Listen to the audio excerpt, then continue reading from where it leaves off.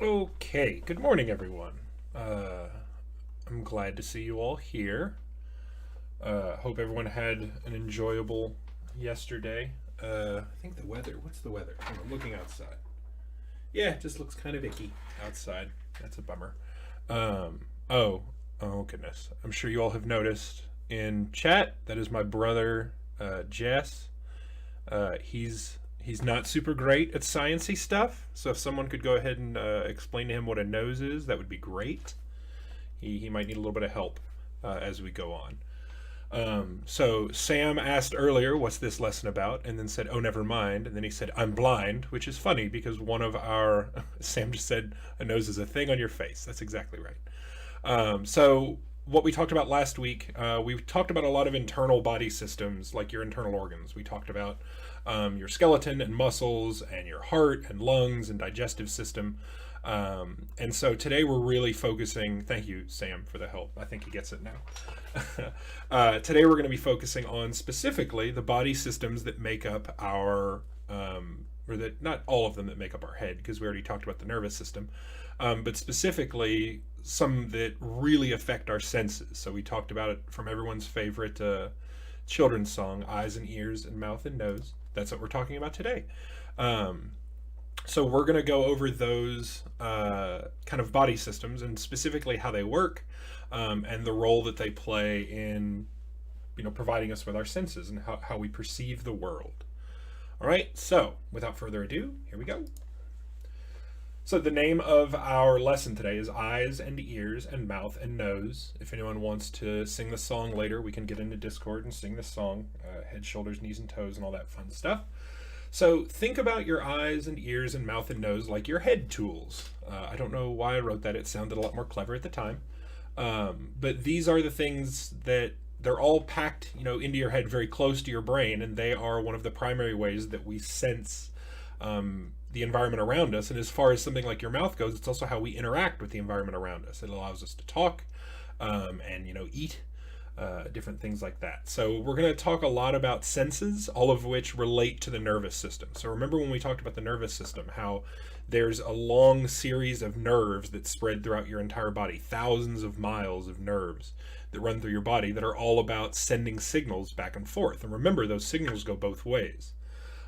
Your brain can send signals out to the rest of your body to get stuff done, but it is also constantly receiving signals. So think about it like a really, really, really busy road that's heading into a city. So eyes, ears, mouth, and nose. I'm keeping up with the SpongeBob references. It's amazing how much SpongeBob stuff you can work into lessons. So we're going to talk about these different systems and learn some interesting things about them. We've got some interesting options for follow-up work that I want to talk to you all about. And I'm really interested to see what kind of ideas you all can come up with for follow-up work. So we're going to start out talking about the eyes. This is especially cool because I know quite a few people did science fair projects that had to do with eyes. So they might be able to chime in with some of the stuff that they've learned. But the eye is a pretty amazing organ. It's made up of a lot of different parts. And it's what allows us, yes, Kaya, SpongeBob is a little strange, but it helps me teach, so that's fine. Your eye is made up of a lot of different parts. If you think about your eye, it's very similar to a camera, obviously, the way that it, takes pictures more or less. And just like cameras, your eyes are very sensitive, pieces of equipment. They're very soft. There's a lot of very small parts that have to work together very well. It's very easy for them to get damaged. That's why they're in, like we said last time, one of the strongest bones in our body is our skull. Your eyes are set back into your skull to give them some protection there. You have eyelids that you can close very quickly to protect them from things like dust and scratches. But we do have to be very careful with our eyes, because if we damage them, it's not an organ that can regrow. It's not like getting a cut on your skin. If you seriously damage a part of your eyes, it's very hard to repair it. So we're going to go over some of the primary parts of the eye. One thing you should recognize, something like a nerve, this is the part that all of the information, all of the light and sensory information that your eye takes in is going to get transmitted from that optic nerve back into your brain. But in a nutshell, what your eye does, it functions almost kind of like a window on your house. You've got this small little area here in like the wall of your house that lets light in. And as that light comes in, all of these nerves and everything inside of your eye see that light and figure out what it's, what it means. Is it bright? What shapes is it showing? What colors is it showing? And then allows your brain to process that information. A lot of these parts you all would have been familiar with because, like I said, we saw a lot of this during the science fair. The iris is the colored part on the outside of your eye. We're actually going to talk about the iris a lot here in a few weeks, about how like your eye color is determined and what makes eyes different color. And then you've got your pupil, which is the black part on the middle of your eye. That's actually the empty part where the light can come through. So think about that like the actual glass of a window, whereas the iris is kind of like the frame of your window. Excuse me. And then lens here works just like a camera lens. It kind of directs light back into your eye. Oh, glad you could join us, Jack. Thanks for being here. Okay, I found this really cool GIF that kind of explains a little bit about how eyes work. And I think it does a really good job, way better job than I can do, but we're going to go through it. So in a nutshell, how your eye works is in 4 different steps. Number 1, light enters your eye through your cornea, which is that kind of front part of your eye. So that light goes in through there. Step number 2, your iris, which is the colored part around the outside of your eye, can get bigger or smaller. It changes the size of your pupil. Remember, the pupil is that black spot in the middle of your eye. The size depends on how much light your pupil needs to let in. So if your eye needs to let in more light, it's going to make your pupil bigger. Like there, where it's a lot bigger. If it needs to let in a little bit less light, it's going to get smaller. That's why if you go into a dark room, your pupil gets bigger. Or if you go into a dark room, your pupil gets bigger. If you go into a bright room, your pupil gets smaller because it's all about the amount of light that needs to let in. So step number 3, this is the kind of crazy part. The first time I heard this, I was like, what? No way. When light comes into your eye, it kind of comes across like this, and that lens actually flips that image upside down. So if you look, we have a poster on the wall that looks like this.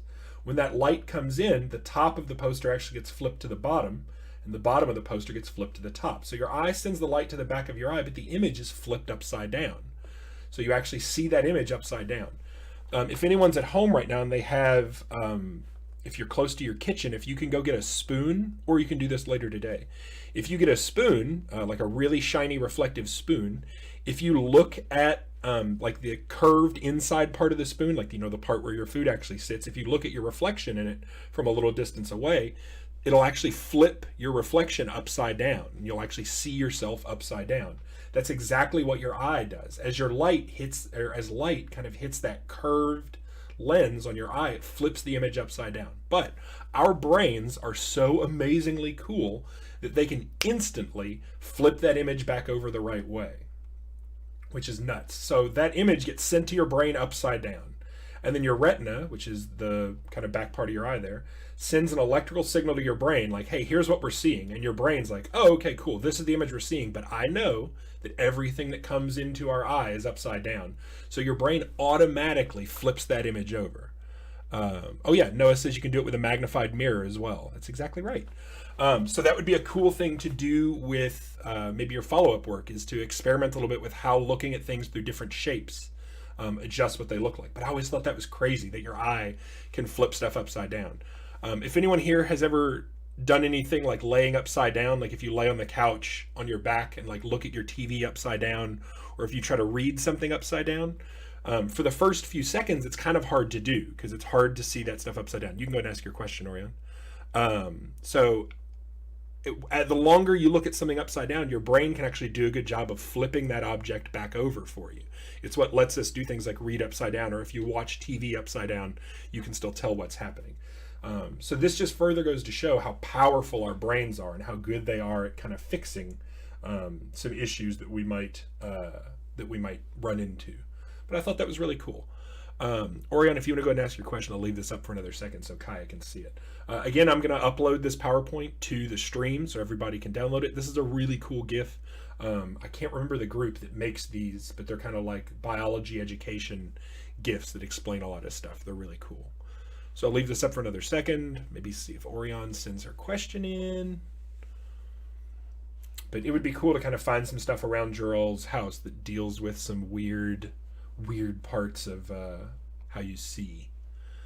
I know we have quite a few people in our class and quite a few people in the lesson that I know of that have glasses as well. So it'd be kind of interesting to look into exactly how do glasses fix vision problems. How would just a piece of glass in front of your eye make something look different? Jack said our brains are efficient too. They do all that with very little electrical discharge. That's true. Our brains are incredibly efficient.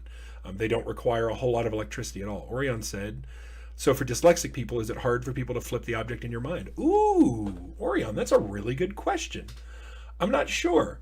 So for anyone that doesn't know, dyslexia is an issue that some people can have that makes it really hard for things like reading, because words or letters get mixed up or turned around, where especially ones that look similar, like lowercase b and lowercase d. It can be very hard to tell which one of those are which. And even when you're doing your handwriting, sometimes those things get flipped around. Actually, that's a really good question, Orion. I'm curious if people that have dyslexia their brain might have an issue flipping objects the correct way. That's interesting. I didn't think about that. Okay, so a little bit more stuff. These are just kind of some cool, interesting facts about vision, or at least I think they're interesting. We talked about with our skin the other week, we talked about melanin. Melanin is the compound in your skin that affects your skin color, light skin or darker skin. Melanin is also in your eye. Blue eyes have less melanin than brown eyes, which allows collagen, which is blue, to show through. So just like having different skin colors are affected by melanin, so is eye color. So the color of your eye is affected by the type and quantity of melanin in your eye. Something else that's kind of cool, the first person ever to have blue eyes lived sometime between 6,000 and 10,000 years ago. We'll talk about this. Yes, Noah has blue eyes, which is a rarer eye color. We'll talk about that in a few weeks. We're going to talk about genetic traits. But blue eyes are a mutation. It doesn't mean that you're a mutant like the X-Men. You don't have superpowers or anything like that. But it was a mutation in someone's eye where for a long time everyone had brown eyes. They all had melanin in their eyes. Then there was a mutation that caused blue eyes. And Jack said he has blue-green eyes. Green eyes are another mutation. But the first person ever to have blue eyes was between 6,000 and 10,000 years ago, and they've actually passed that mutation on to other people, which is kind of cool. Inside of your eye, there are 7 million cells called cones that help you see color and detail, and 100 million cells called rods that help you see better in the dark. So based on what type of seeing you have to do, your eye will activate either cones or rods. So cones let you see color and detail or brighter light, and rods work better in the dark. So for example, if you cover up one of your eyes and keep it covered for a long time where it's completely dark, and then you uncover your hand after 5 or 6 minutes, I was doing my left eye, but the eye you had covered up, everything will look brighter because that part of your eye was activating more of these rods to help you see in the dark. My brother said, so if I have green eyes, I'm a mutant. Yes, you're a mutant. In a way, that's correct. So anyone with blue or green eyes, that's the result of a mutation. And like I said, in a few weeks, we're going to talk about the way that your genetics determine things like eye color. It's one of my favorite lessons. I'm super excited for that.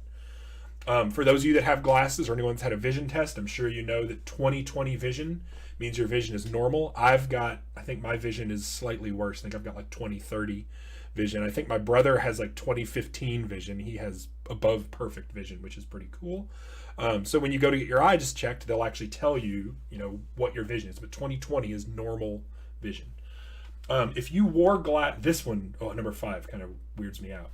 We talked about earlier how your eye flips images upside down. If you wore glasses, if you put on a special pair of glasses that flipped images upside down, your brain would still correct your vision to be the right way. So if you think about it, if I put on a pair of glasses that flipped everything I see upside down, it means everything that comes through those glasses is upside down. But then it hits my eye, and my eye flips it again. So now it's right side up. So you would think once it hits my brain, it's going to flip it and make it look upside down, which is going to weird me out. But it actually doesn't do that.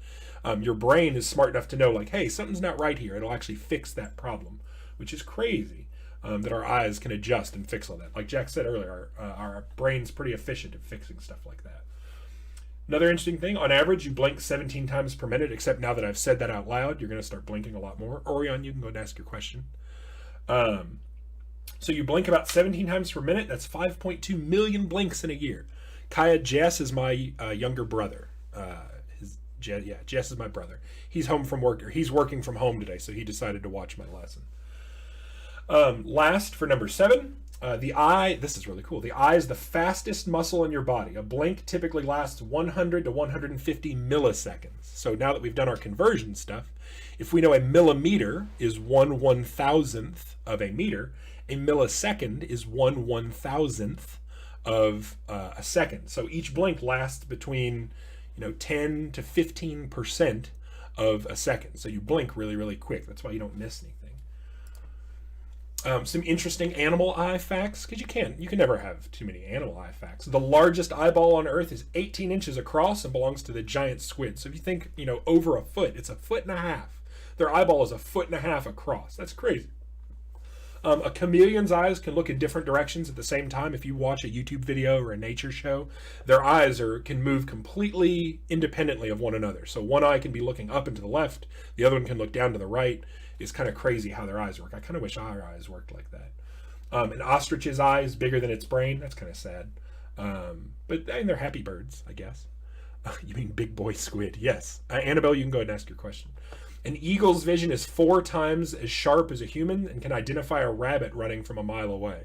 So they can see 4 times better than we can, which is kind of crazy to think. They can see something running a mile away, whereas I might struggle to see a rabbit in the neighbor's yard across the street. A cat needs only 1/6 as much light as a human, making them ideal night hunters. So if you look at like a human eye here, that human eye, the iris in the middle, the pupil in the middle, is round. With a cat's eye, their eyes are kind of vertical like this. They're narrow slits, so they can actually get really thin, which means that they can control exactly how much light is coming through their eyes, and they catch all of the available light in a room, so they can see a lot better at night. And a scorpion can have as many as a dozen eyes. Scorpions are just even more dangerous spiders. I don't like them, but they have a lot of eyes, which is gross. I don't know why they need so many. Probably so they can look for people to sting. I don't like them. Scorpions need to go away. Bleh. Okay, we're going to talk a little bit about eye disorders and diseases. So some different things that can happen within someone's eye. The first we're going to talk about is something called a cataract. So on the outside or on the inside of your eye, you have a lens. Like we said, that lens's job is the same thing that lenses on glasses do, to kind of focus and make the image that you're seeing a lot clearer. But there is something called a cataract, where basically that lens gets covered with kind of like a goo, or like this fibrous kind of layer. It makes it look really cloudy. So this is an example of somebody that's got one normal eye lens and then one that has a cataract. So you see it's kind of cloudy. It's got that layer on top of it. So imagine like constantly looking through like a pane of frosted glass, glass that you can see light through it, but you can't really see detail. That's what cataracts will do. Luckily, there's a pretty easy, pretty basic and simple surgical procedure to fix those and actually remove that cataract, which is great. There's also, this is really cool, something called heterochromia, which is a difference in color between the eyes. There's certain breeds of dogs that this is very common in. It's not super common in people. But if you look, there's, I think it's a type of collie, maybe, where heterochromia is very common. So if you look, one brown eye, one blue eye. It can happen in people as well. Man, it's such a cool looking thing to have 2 different color eyes. We're going to talk again here in a few weeks about things like what would cause heterochromia. But obviously this eye has a decent amount of melanin in it, and for whatever reason this eye does not have the same amount, so it can cause different color eyes. Color blindness is another one as well. Color blindness means that your brain, you don't have the ability, for some people, their brain can't tell the difference between certain colors. There's a lot of different types of color blindness. You could have red-green color blindness, which means that your eyes really can't tell the difference between the color red and the color green. There's a link in here to a color blindness test that you can take. We did this in class before and had everybody, we kind of took it together. But if you want to later, you can come in here and take like a color blindness test to see if you're colorblind. This test actually links out to a website called Enchroma. Enchroma makes special glasses that fix color blindness. Not permanently, but when you're wearing the glasses. Let's see. Yeah, we can try it now. We'll see what happens. You all aren't going to be able to answer this, obviously, but basically here's the way that this test works. You're going to have this circle in the middle and then some different colors. So hopefully everyone can see the different color here. And then you need to choose what number it is. So I see a 9, and then the next one I see a 7.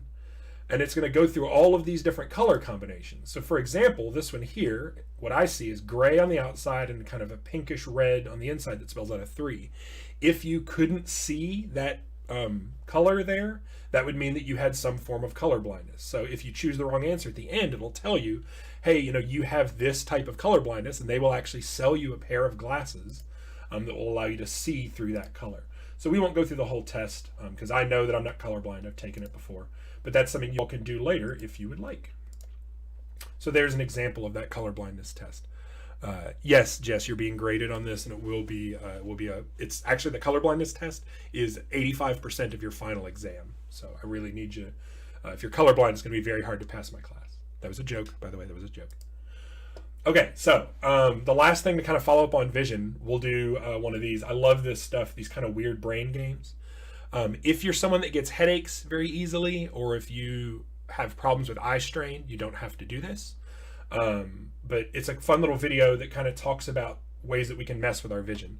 So I'm going to start this video and I'm going to get quiet and we'll watch this and see how it works. But again, if you get headaches or if you're worried, if you get motion sickness or something like that, you don't have to watch this. So that's your warning. Here we go. There are plenty of different ways that you can alter your perception. But right now, we're going to change the way you see the world with this quick brain game. Focus on the letters in the center of this image, starting in 3, 2, 1.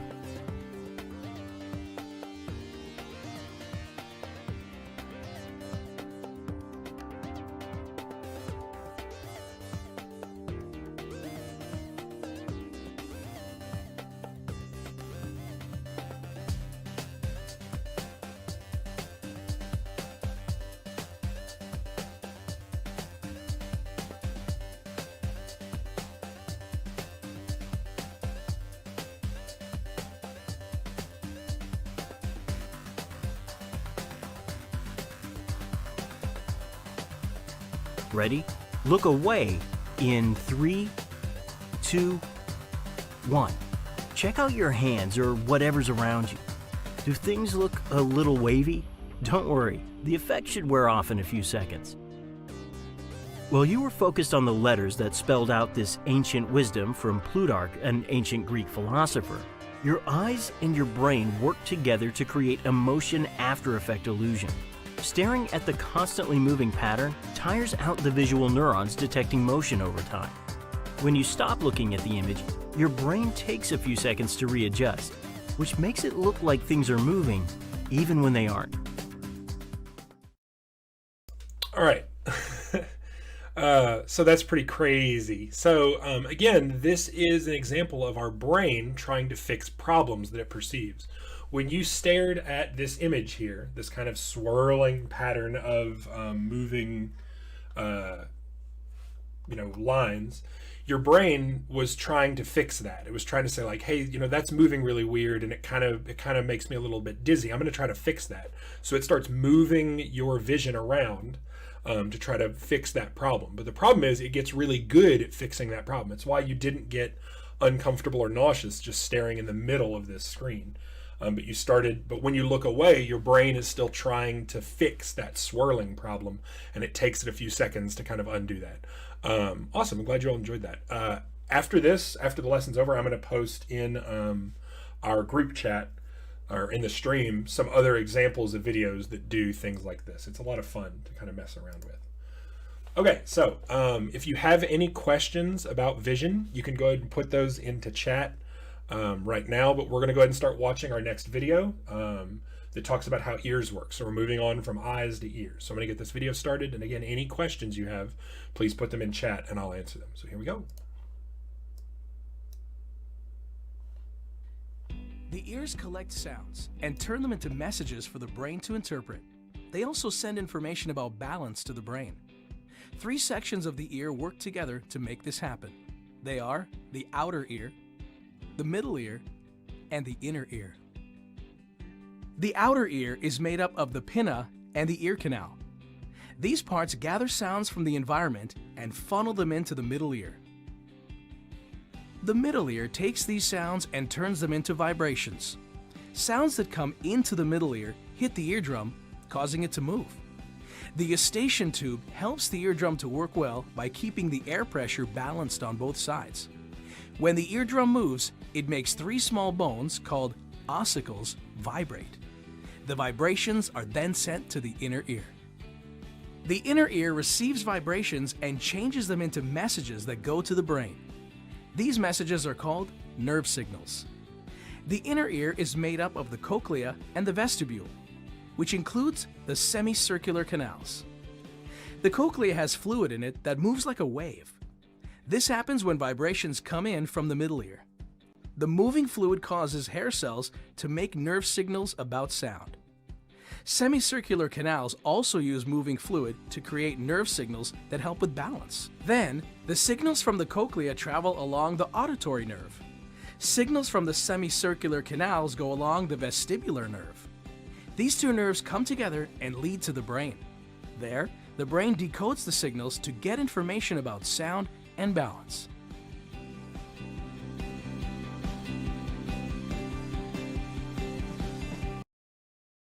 All right, so some neat stuff in there about how the ears work. I thought it was kind of interesting how your ears play an important role in balance. So let me look back through the questions that we had. Kaya said, what were the eye diseases again? We talked about eye diseases and disorders. There was cataracts. Then what did we say? Heterochromia was another one. And then color blindness. I think those are the three that I talked about. There's obviously a whole lot of different eye diseases. Orion said, what is the liquid that is in your eye? So your eye is almost like a big kind of, ball, like a water balloon kind of thing. The liquid that's in the middle of your eye is called vitreous fluid. Vitreous fluid. It's and I need to look up more on this. It's a very good question. But it's a liquid that's very good at transmitting that light to the back of your eye. But I also know it's something that if you lose it, if something were to puncture your eye or damage it, or if you got a serious infection that caused some damage to that vitreous fluid, your eye can't produce any more of it. So it's another reason we need to really protect our eye. Kaya said, how do you spell heterochromia? I will just type it into the chat if I can. Boom, there we go. Let's see. Yeah, Jack said the vitreous fluid also serves to transport nutrients throughout the eye, I think. Yeah, it keeps everything inside nice and hydrated and full of nutrients, exactly. So Orion asked, what about mixes of eye colors? That's a good question. That's another thing that happens when you mix different forms of like DNA from both of your parents. So you can have like blue-green eyes, you can have hazel eyes. So we're going to go over a lot of that stuff when we have our lesson about genetic traits and genetic markers. Noah says, what if you have a hole in your eardrums? That's a really good question. So what would happen if you had a hole in like, a musical drum as well? There's nothing to contain or transmit those vibrations. So yeah, Jack's right, bad stuff. So a hole in your eardrum is going to make it either really damage your hearing, make it very hard to hear, or it could completely make your hearing go away. So we'll kind of look at that a little better here. This is a cross section of the inside of the ear. So you've got the helix, which is this curved part at the top of your ear, and this entire outer part of your ear, which there are three parts to your ear, your outer ear, middle ear, and inner ear. The entire purpose of the outer ear, it almost works like a big satellite dish. It's curved in that really big shape to trap sound. So as sound waves are moving through the air, you want them to hit your ear and they kind of bounce around in here and then get pulled in to your middle ear. So this thing works almost like a big satellite to pull in that sound. So that sound goes here through your outer ear, and then it hits your ear canal, the kind of middle part here, then into your middle ear. So this right here is your eardrum, also called a tympanic membrane. Anyone here that's been in band, like a timpani drum. Jess, Octane, and Kaya, you can go ahead and ask your questions in chat, please. But those sound waves that are coming through your ear, they hit that tympanic membrane, that eardrum, and just like an actual drum, those sound waves hit that really thin piece of material and kind of vibrate it around. And those vibrations, this part is weird. It's almost like a Rube Goldberg machine. Those vibrations go into this first bone here called the myas, and that hits into here, the incus, and then that hits here, the stapes, and then that stapes, that little piece of bone, this is the smallest bone in your body, that vibrates against this kind of fluid-filled sac here. And those vibrations get passed around this little coil where they're turned into sound that our brain can hear, which is crazy. So Jess said, why do your ears pop when you're on an airplane? Good question. Because you have this eardrum here, all of this area in here, it's called a eustachian tube, is sealed. It's airtight. So air can't get from this part of your ear into this part of your ear. It's sealed. So this area inside of your ear has its own pressure. It's a sealed thing, almost like, think about it like almost like a can of soda. So when you get onto a plane, when you go up in the air on a plane, the air pressure in there changes. Or if you've ever gone up like an elevator or on a car ride up a mountain, as the air pressure changes, the air pressure outside of your ear is different from the air pressure inside of your ear. So it can either feel like pressure is trying to push from your ear out, or air outside here is trying to push into your ear canal. So if you, pinch your nose shut and kind of, like I just did, that probably sounded weird, blow air through, your ears will pop. And that is the air pressure inside of the eustachian tube matching what's outside in part of your sinuses. Good question. Octane said, why do we have earwax? Another good one. Inside of here, all of the skin that's inside of your ear canal needs to stay damp. It needs to stay kind of wet and moist, just like the skin on the outside of our body. But you don't want to be sweating into your ear because that sweat would just run out of here, or it could cause an infection. So there's types of cells inside of your ear canal that produce earwax, that kind of waxy substance that keeps the inside of your ear nice and damp. It also catches any dust or bacteria or viruses that might try to get over here to your eardrum. Same reason that some people, or that everyone has hair inside of their ear as well. It helps trap any kind of dangerous stuff that could get over here. Because imagine if you got a bunch of dust or things stuck on your eardrum, it's not going to work very well. It's a very good question. Annabelle said, you see mine earlier, Mr. Alex? Oh, your mom has green and brown eyes. So we talked about that just a second ago. That's not really it's kind of like a form of mutation, but it's more, you have a mix of two different people's DNA, which is pretty awesome. Kaya said, can you go deaf if there's too much sound? Yes, so that's what we're going to talk about in here. Earwax is like snot, but for your ear. Yes, so earwax is ear snot, confirmed. Inside of this part, inside of the cochlea, like we said, those vibrations go from your eardrum through these bones into the cochlea. Inside of this kind of spiraling part here that looks kind of like a snail shell, you have a bunch of little tiny hairs. They're like cilia, little cilia hairs. And those hairs actually detect the vibrations moving through the liquid that's inside of that cochlea. If you have a really strong vibration hit that tympanic membrane, that eardrum, that strong vibration is going to go through the bones, then into here. And if that vibration is too strong, it can actually damage those hairs that are in your cochlea. So if anyone here has ever been around somewhere where there's been like a really loud noise, like an explosion or something slams someone onto the table, after that you'll hear like kind of a high-pitched whistle, like it's called a keening noise, but like a really high-pitched almost beep. Or fireworks are a good example, Jack, that's right. That high-pitched sound you hear after that is actually those hairs that are inside the cochlea that have been damaged. So yeah, if you have if you're around too many loud noises, that can damage your hearing. For example, I think maybe Jess, our father, or my father, Bruce, my dad, I think is in this lesson as well. I think he's watching. My dad worked at a place a few years ago where there was very loud noise. He actually worked for the electric company. And a lot of the machinery that was in there was very, very, very noisy. And because he was around that, yeah, he is both of our dads, that's correct. Because the noise where he was working was so loud, it actually damaged his hearing.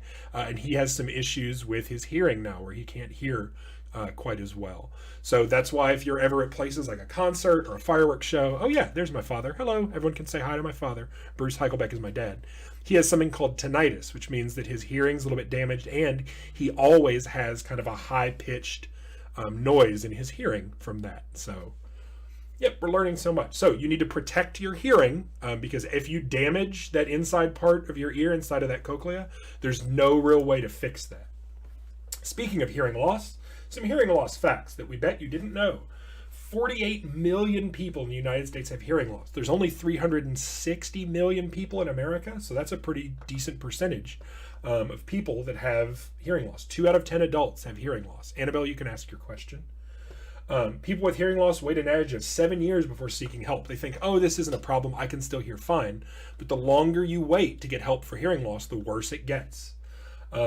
So you definitely need to get that fixed if you start to suspect it. So the percentage of people with hearing loss by ages, 10% of all people have some form of hearing loss. People that are 60 years old or older, about 25% of them have hearing loss.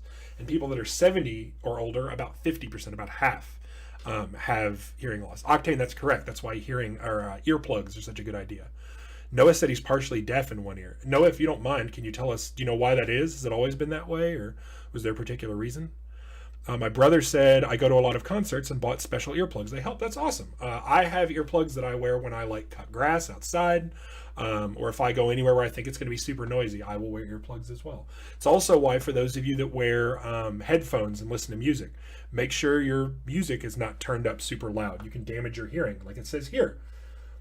Signs you might have hearing loss. You have difficulty hearing in noisy places. That's an obvious one. If you're turning up the TV really loud, if you have people that are constantly telling you, oh, wow, Noah said he had a balloon pop by his ear that actually damaged his hearing. Yeah, so that's why you definitely don't want to do anything loud next to someone's ear. If people always tell you, why are you listening to music so loud? Or why is your TV up so loud? It could be because you have some hearing loss. If you're constantly asking people to repeat themselves, sometimes it's because you don't understand what they're saying. But if you really have difficulty hearing when people are talking, that can be a sign of it as well. Hearing loss can affect your balance as well. So like they said earlier, you've got two ears, one on each side of your face. Them being in balance helps maintain your physical balance. So if you have damage to one ear, it can actually make it a whole lot easier to fall over or lose your balance or trip and fall. This is something I thought was kind of cool. When we measure the way that you hear things, the numbers we use to measure hearing are things called hertz. And if you look at kind of the range of hearing for that, musicians as well can have trouble with that. That's exactly right. So if you look at kind of the range of sounds you can hear in hertz, you've got low, which is very deep noises. Then you've got high hertz, which is very, very loud, high-pitched, or not loud, but very high-pitched noises. If you look, humans, we're about right here. We're pretty low on the chart. We're in between elephants and sheep. So we hear, a little bit worse than sheep, but a whole lot better than elephants do. But as you go up this chart, you see things like porpoises, which are dolphins, have an incredibly large range of hearing that they can do. They can hear those incredibly high-pitched noises. We can't hear those noises without special equipment. But porpoises, things like, and if you look up here, things like porpoises, beluga whales, bats, they use echolocation to communicate. So it's very important that they can hear these high-pitched noises because they use them to communicate with each other, or also to communicate or to see where they're going. Yeah, tuna don't have very good hearing, it seems. It says, tuna have a similar basic functionality to humans, but are missing the earlobe and middle ear. So they don't have any of that middle stuff that helps concentrate sound, so they can hear practically nothing. Anyone with questions, you can just post them into chat. Looks like Sam, Kaya, and Octane all have questions. Annabelle, you said you had one earlier, but you didn't post your question. So feel free to post those into chat. While you all are posting those, we're going to watch a quick video that talks about our next one, which is about taste. So we're moving into talking about, our mouth and the way that affects taste. Actually, give me a second. We'll go back to here because I want to get some of these questions. So Sam said, why do we get dizzy? So there's a couple different things that can cause people to get dizzy. One of them, it could be from your hearing. Another one could be from your vision. But basically, your brain is getting too much information and doesn't know what to do with it. So if you spin in a circle really quickly, your eyes are trying to make sense of everything moving around you. So if I'm spinning really quickly to the left, I'm spinning, left in a circle. Everything's moving past me too quick for me to see what's happening. So your brain is going to try to slow that picture down by spinning everything slightly to the right to make it to where you can see it. But that means if I stop spinning and stand still, my brain is still trying to move everything to the right. So it makes it feel like the world is moving around me, which makes you fall down. The same thing can happen with your hearing. If there's ever been a really, really loud noise, it kind of it kind of makes your brain feel weird for a second. It's the same thing because of all of the kind of pressure areas and those eustachian tubes. When that stuff gets damaged, it affects your body's ability to feel like you're balanced in a really good place. So it makes it feel like you might fall over. Kaya said when you speak, you cannot go super high or super low. Is that related to this and why? So the sounds you can make aren't really related to the sounds you can hear. Because humans can only hear within this certain range here, we can really only make sounds within that range. Whereas something like a whale or a bat or a dolphin, they can make sounds that are in a much higher range because they can hear those sounds. That's a good question. Kai said, same with hearing, you cannot hear super high pitches. So we can't hear super high pitches because we don't make that noise. We don't need to produce super high pitches. We don't use echolocation. We don't communicate over super long distances with high pitch noise. So we don't need those. That's a really good question. Okay, we're going to move on and start this next video that talks about how taste works. This one's a little complicated. It goes over some stuff that is a little hard to understand, but it does a good job of explaining the basics of how taste works. Welcome to 2-Minute Neuroscience, where I explain neuroscience topics in 2 minutes or less. In this installment, I will discuss taste. The tongue is covered with many little bumps, which are sometimes mistakenly called taste buds. These small lumps of tissue, however, are known as papillae. Taste buds are found in the walls of papillae and the grooves surrounding them. Each taste bud contains anywhere from 50 to 150 taste receptor cells.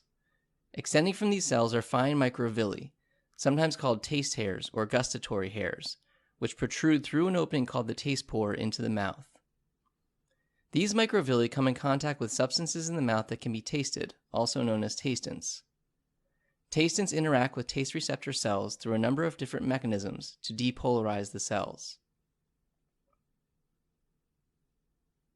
When taste cells are depolarized, they release neurotransmitters that stimulate sensory neurons that travel in cranial nerves 7, 9, and 10. These neurons terminate on neurons in the nucleus of the solitary tract in the medulla. From there, taste information is sent to the thalamus. Then, taste information is sent to the gustatory cortex, which is a region of the cerebral cortex found along the border between the anterior insula and a structure called the frontal operculum. The gustatory cortex allows us to consciously discriminate different taste stimuli. The taste information sent along these pathways is thought to encode for basic tastes, such as sweet, salty, sour, bitter, and savory or umami. Whether there are others is still being debated. However, the actual flavor of a food, which is what we typically define as taste, is created by a combination of taste and olfactory information. Okay, so like I said, I know that was a very complicated video, but I wanted to make sure that the early part is what was important. The really big thing I wanted you to take away is a lot like what we talked about with some of our other body systems. When your body or brain experiences something, it's not when I taste something, all of that work is not happening on my tongue. It's not like my tongue experiences that and it's all happening right there. That information has to go from your tongue up through your brainstem into your brain to a very specific part of your brain, where your brain is going to determine, okay, that is sweet, or that is salty, or that is sour, or oh, that's spicy, or oh, that's a flavor that you don't like, or oh, that's a flavor you do like. So that information has to go all the way from your tongue to here, and then your brain has to process that information, but it does it super duper quick. At the second you put something on your tongue, you can instantly taste it. So those signals travel through neurons so quickly, but it's not even a direct route. It goes from your tongue here into this little section here, this nucleus solitary tract, then goes up into the thalamus where that information is stored. Then it gets pulled from the thalamus, which is a part of your brain, to the gustatory cortex, another part of your brain. So it has 3 stops along the way, but it still does that basically instantly. You all can go ahead and ask your questions. Annabelle said, my grandparent was in the Air Force and sometimes hears crickets. So that's an example of hearing loss, hearing noises that aren't there, or having trouble hearing certain noises. Kaya said a lot of times Indian people can handle more spiciness. Is this because of something? So that's a good question. A lot of it has to do with types of foods that you were exposed to when you were younger. But a lot of it can be genetic stuff as well. So for example, for me and my brother loves spicy food. He eats, every time he travels somewhere, he will eat the spiciest food he can find. He actually ate a whole Carolina Reaper chili. Do not ever do that. No one in here ever do that. It can be very dangerous. You can actually go to the hospital if you do that. But he loves spicy food. He can eat just crazy spicy food, whereas I can't eat super spicy stuff. I get overwhelmed very easily. So he has a lot of spicy taste hairs. So a lot of it is determined by the type of those papillae, those different taste buds on your tongue, will determine how you take in that information, but part of it is your brain as well. The way your brain interprets that. Some people really like the way spicy food tastes. Noah, it sounds like he really likes sour food. Pretty much everyone likes sweet food, I think. But for you, Kaya, part of it could be the types of foods you were exposed to when you were younger, but it could also be a genetic thing based on the types of foods that your family had eaten. Yeah, he is a bit crazy. He does crazy stuff. Again, if anyone else has questions, you go and put them in here. Orion said, my dad has cuts in his tongue, so why? So what that means, not cuts that are like bleeding, I hope, but if you look at their tongue, there's kind of lines in their tongue.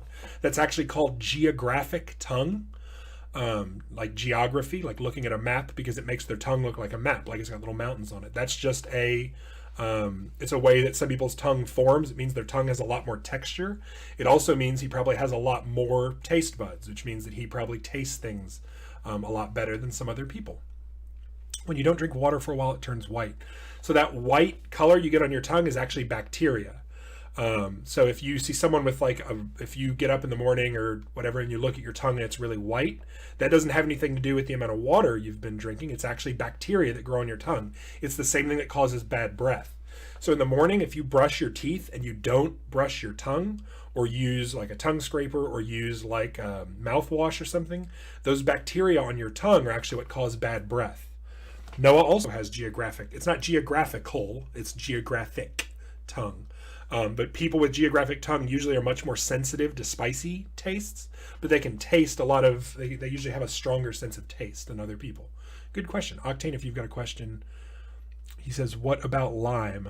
I don't know what you're talking about. You just said, what about lime? I don't know what that means. Limes do exist. If you mean sour, so yeah, sour is something that are sour or bitter can be perceived as well.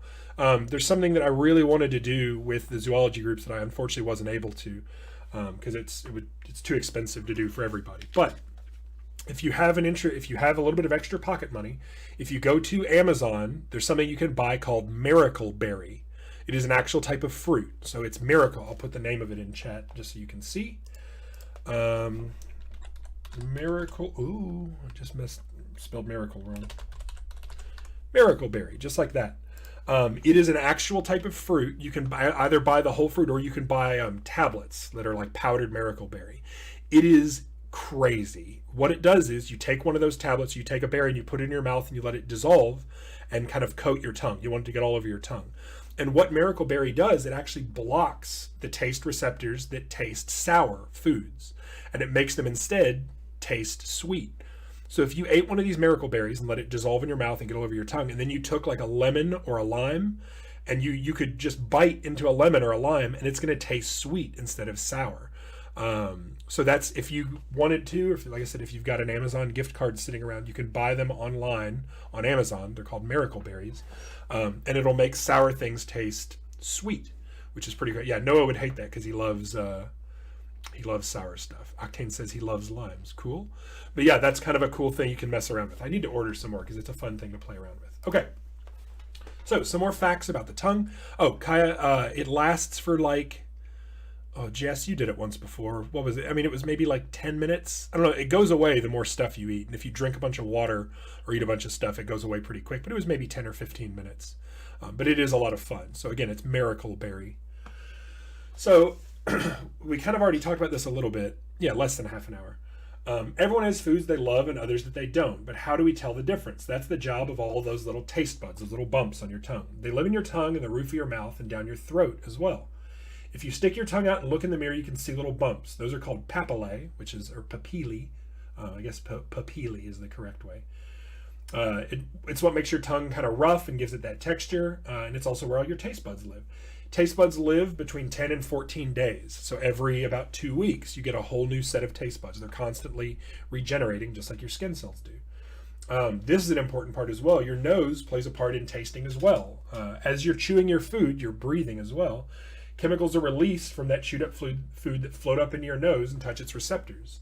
Your brain puts together the tasty food information it gets from the taste buds and the smelly data it gets from your nose and uses it to paint a picture on the food you're chewing. Kai, you can go and ask your question. That's why if you ever had like a cold or had like allergies where your nose is really stuffed up, if you notice when you eat stuff, it's harder to taste. It's because a lot of your sense of taste is actually from your nose. There are 5 main tastes: sweet, salty, sour, bitter, and savory. Savory is also sometimes called umami, which is a Japanese word. All of them can be recognized anywhere on the tongue. They used to think that only certain parts of your tongue could taste certain things. I think they said the tip of your tongue was sweet, the side of your tongue was sour. They found out that's not true. Orion and Kaya, you can both ask your questions. Noah said, is that why you like things one day? Yeah, so the way that you perceive different tastes can change both in how your taste buds perceive them and also how your brain perceives them. Exactly. So your taste buds are made up of these receptor cells that pull in all of that information and tell your brain what it's experiencing. It's weird that spicy isn't a taste. That's a really good question or point, Jess. Spicy isn't a flavor. Spicy is actually a reaction. What makes things spicy is actually a chemical called capsaicin. I would, if someone, Jess, if you could actually look up how that's spelled, I don't want to do it wrong, and put that into chat.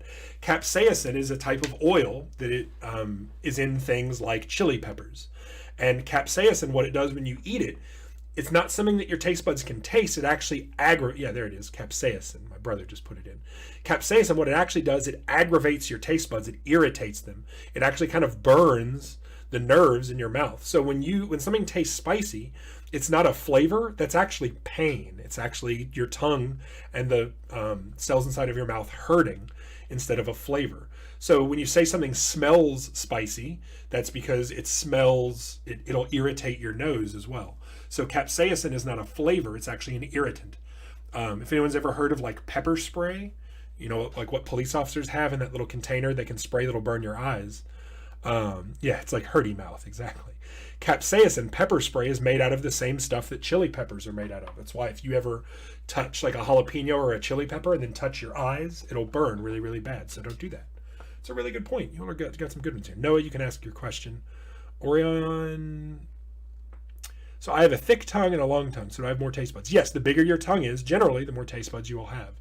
And if you have a geographic tongue like your dad, that's even more as well. Noah said Scovilles. The Scoville scale is something they use to rate how spicy something is. So capsaicin is an oil. A Scoville unit relates to how much water it takes to neutralize that amount of oil. So something with a really low Scoville score, like a jalapeno pepper, or a relatively low scale. I think a jalapeno pepper is like 3,000 or something Scovilles. That doesn't seem right, actually, now that I say it. A Scoville unit is... The lower the number is, the less capsaicin, the less spicy it is. The higher the number, the more capsaicin, the spicier it is. Good question. All right. Last one we're going to get into is talking about the nose. Yeah, I think that sounds about right. It's like 9 or 10,000 for a for a jalapeno. So last thing that we're going to watch is about our sense of smell. So we'll check this one out. This is a pretty cool one. Nope. I don't know why that keeps happening. All right, here we go.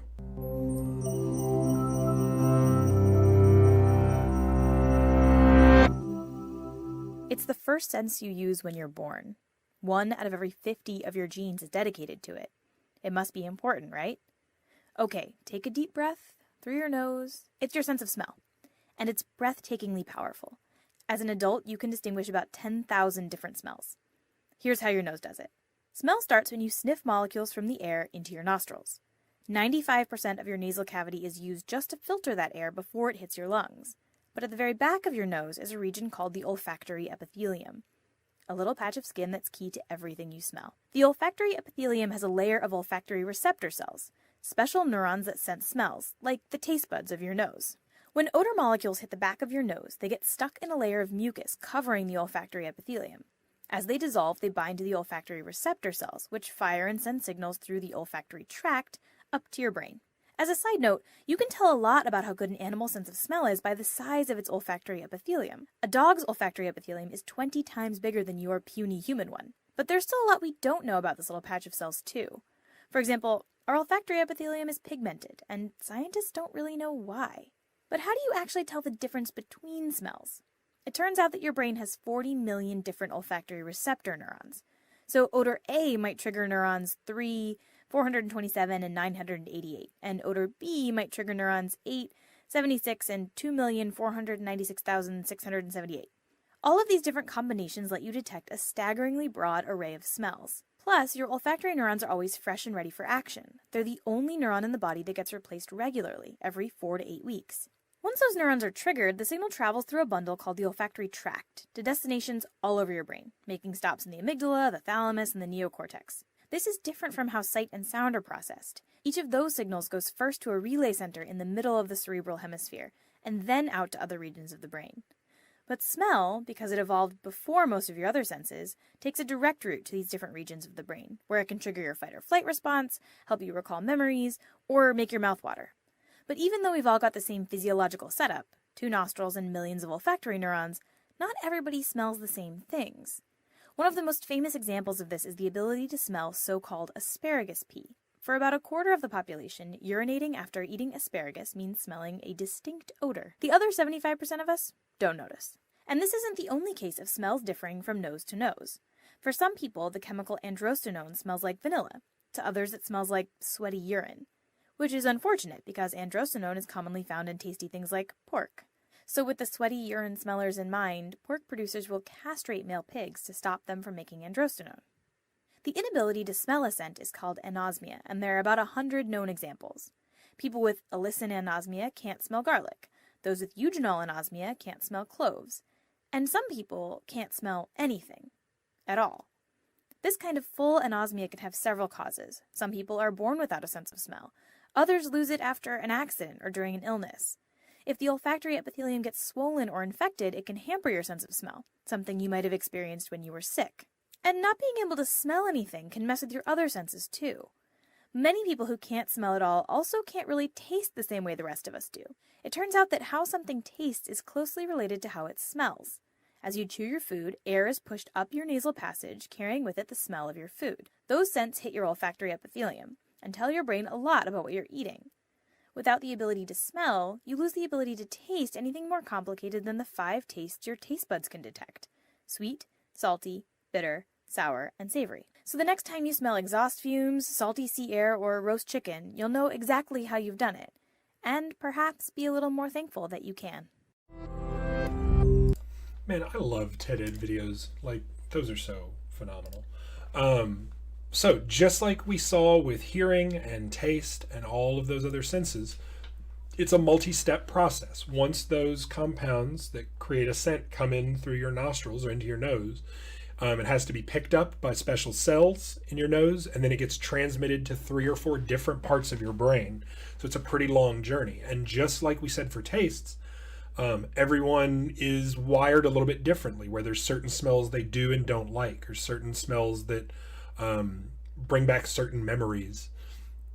And it talked about how everyone's sense of smell can be different. Some people smell certain things one way, other people smell them a different way. The one that it talked about in there was called anosmia. I'll put that in chat again. Anosmia. Anosmia means that you can't smell.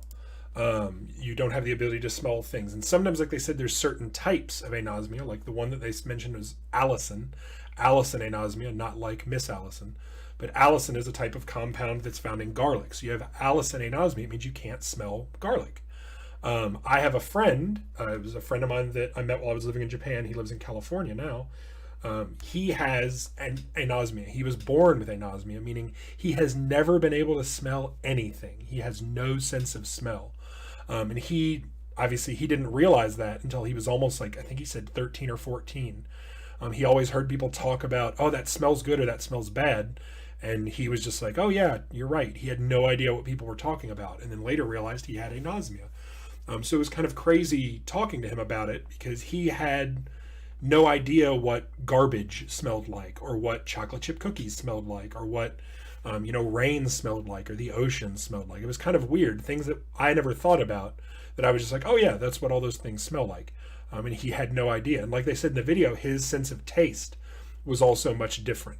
He said that there weren't a lot of foods that he didn't like, because most foods didn't have a very strong taste.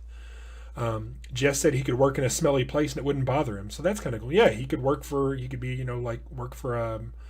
a garbage, like he could be on a garbage truck or something, or work in, like a fish processing plant. It wouldn't really bother him. That's a good point. So, to smell or not to smell, some fun facts about your sense of smell. Your sense of smell is strongest in the spring and summer because of the added moisture in the air. The humidity is higher. in spring and summer. And humidity, the more water and liquid that's trapped in the air, the better you can smell stuff. It's also stronger after exercising because of the additional moisture in your nasal cavity. The more you breathe and exercise, the more moisture is in your nasal cavity, so you can smell things a lot better after you've done something strenuous, like played a sport. A woman's sense of smell is stronger than a man's. I don't know why that is. I went to look it up, and they said it's just one of the differences between men and women. Women have a stronger sense of smell than men do. The human brain can process roughly 10,000 different smells in an area the size of a postage stamp. So like they said in that video, there's a spot in the back of your sinuses, in the back of your nose, that processes those different smells. And it's bigger for different people or different animals and species as well. This one, I've read this a long time ago. Smell has a very powerful link to memory and links to the emotional regions of the brain more directly than other senses. So if you think about some of your favorite smells, or like a really familiar smell, you can probably relate that to a memory pretty easily. Like I can remember exactly what my grandparents' house smelled like. I haven't been to my grandparents' house in, 10 years at least, probably, maybe more. But I can still remember exactly what their house smelled like because it was one of my favorite places to go and visit. I can distinctly remember that. Noah, you can go and ask your question. Everyone has a different unique odor identity similar to a fingerprint. So different animals, like you'll notice that dogs can find different people based on smell. I don't know if you've realized this. You've probably done it without realizing it. People that are around you, that you're around a lot, family members, you probably recognize their smell. You could probably tell, different family members apart. Everyone has a different scent profile that they make. A person's sense of smell is weakest in the morning, right after you wake up. And the ability to perceive odor increases throughout the day. So you have your weakest sense of smell in the morning and stronger later in the day. Noah said, can we smell more than one smell at a time? Good question, Noah. It's all about how your brain perceives things. So for example, if you think about it, let's say that you were baking cookies, but you also were standing near like a really smelly garbage can. You're going to smell both those things at the same time. And it's kind of up to your brain to decide which of those smells is stronger or if they work really well together. Think about something like a pizza. However you like your pizza. If you have a pizza that's got, pepperoni and mushrooms and cheese and tomato sauce and the crust and onions, all those different things, they all kind of come together to form one smell. So you can take a lot of these 10,000 different smells and you can combine them in trillions of different combinations to make different smells. If you think about another good example is like cookies. When you're baking cookies, flour kind of has a smell. Sugar doesn't really have a smell, but you've got flour, which has a smell. Butter has a smell. Chocolate has a smell. Milk has a different smell. But when you put them together, they create a completely different smell that you can detect. So that's interesting. It's not something I'd really thought of, the way that our brain combines those. Some other little smell facts. You smell with your brain and not your nose. Again, remember, all of that work isn't happening here in your nose. That signal is going to your brain where it's being converted into information that tells you what you're smelling. Smell is the most powerful, is the oldest, most powerful sense. So it's one of the first senses that you really start to develop is your sense of smell, because it works in the dark, it works in the light, it works in the rain, it works in snow, rain, shine, wherever. Your sense of smell can always tell you what's going on around you. We already said women have a better sense of smell. The cells in your nose that are responsible for picking up those scents renew anywhere from 1 to 2 months, so they're constantly regenerating, but each cell lasts between 30 and 60 days. The nose has 10 million smell receptors. It can distinguish 10 trillion scents. Like I said here, your brain can detect 10,000 different smells, but it can detect those smells in all kinds of different combinations. So different combinations of scents or smells are going to make different scents. So it can tell the difference between 10 trillion different smells, which is insane. I can't even imagine there's that many different smells that exist, but our brain can tell them all apart. Okay, so if there's any other questions, you can post those in the chat. Again, I'll keep the stream up for a few minutes. I did forget to change the date on this. So it's going to be due, let me fix this really quickly, because next week is spring break. So it'll actually be due on April 8th. So April 8th. There we go. Okay. Kaya said, is that how babies recognize their parents? Absolutely. Babies can tell who they're around by smell. That is correct. So I want to talk about your different favorite sights, sounds, tastes, and smells. And again, just like we've done with the rest of our follow-up work, I have some ideas here for something that I'd like you to do, but you are free to do whatever you would like for your follow-up work, as long as you are learning something new and it's something that you can relay back to me. So some about your different senses. What's your favorite color? What do you like about it? What's a sound you find relaxing? What's another sound you find annoying? What is your favorite food? What do you like about that food? Oh, thank you, Dad. I'm glad that my dad's saying goodbye. Thanks for coming to the lesson. What is your favorite food? What is it you like about that food? What is the smell you find enjoyable? Is there a certain memory that has a strong smell associated with it? Like I said, for me, it's my grandparents' house. So this is an example of something you could do. You could just write up kind of a sense profile about yourself, about your, sight and sound and smell and taste. But anything else you would like to do is fine. If you wanted to do some more of those kind of the different things that we saw on the internet, like that colorblindness test, or if you wanted to do some different vision tests, there is, I'll put it in chat because it is really cool stuff to check out. There is something called 3D sound experiences. They are these kind of crazy things that let you hear all kinds of different sounds. Let me actually see if I can find one that will work for this. Oh man, I made a thing for this a while ago and now I don't know where it's gone, unfortunately. But there's these things called 3D sound experiences where you have to do them with headphones on, but you sit there with headphones on with your eyes closed and it sounds like things are moving around you or things are moving around your head. Oh man, I really wish I could find this one. We did one last year that was great. 3D sound. Oh man. Yeah, I can't remember where this one was that I found. I'll see if I can find it again. And we can do it. I'll put it up in the group, but yeah, I don't know where it went. Dang, dang, dang. Yeah, so I want to give you the option of finding something that you think is interesting about one of your senses and exploring it. If you wanted to get a hold of some of those miracle berries, if your parents are willing to do that, you could test that out and kind of let us know about your experience. You could do more of those kind of visual puzzle things. You could do some of these 3D sound experiences, and I want you to share all those in our assignment. So when I put the assignment up on our stream, if you find any cool and classroom appropriate links that you would like to share, you can add them in there in comments. Can I do a sound on how you distinguish a color with an emotion? Sure, yeah, that'd be great.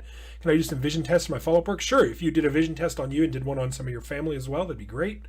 Sarah and Willie, do you want to do the same thing together? Yeah, you all can work together on stuff. I just got back from the bathroom, saw number 2. Ooh, I know what I'm choosing for it. Okay, so yeah, any of those. Again, if you're going to do this setup here, I would really like for you to answer all 4 of those questions. But if not, again, what we really want you all to do is find something that you are passionate about, something you are interested in, and pursue it. Go and learn about it and explore it and figure it out, in whatever way you would like to. So I will put some music back on and leave this up for a minute, and you all can hang out in the chat here for another minute or two. Then I'm going to end the stream, and while I'm doing that, I'm going to put up the assignments on the stream. So let me know if you have any other questions. I'll be in Discord for a little bit, but thank you all for hanging out for the lesson. This was a fun one. I'm already looking forward to our next one because it's about one of my favorite things in biological science. So I'm going to put some music back on, and you guys can hang out and chat and figure out what you want to do for your follow-up work. And I'll post things shortly in the stream. So thank you very much.